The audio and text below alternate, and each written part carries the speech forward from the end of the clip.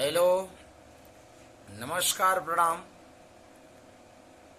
मैं शशिकांत, मेरा YouTube name है जिससे शिव चर्चा भजन आता है, भोजपुरी गाने आते हैं। और मेरा यूट्यूब पे भजन आता है शशि सावरिया के नाम से। मेरा ओरिजिनल नाम है शशिकांत।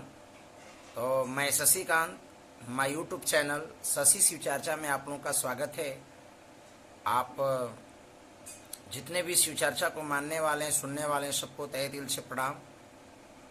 और आइए आज आप लोगों को मैं अपने रजवंता दीदी के आवाज़ में आप लोगों को बहुत प्यारा शिव चर्चा भजन सुनने के लिए मिलेगा।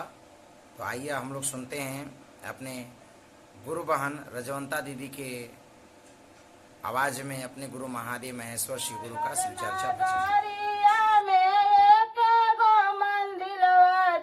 हिलौले बा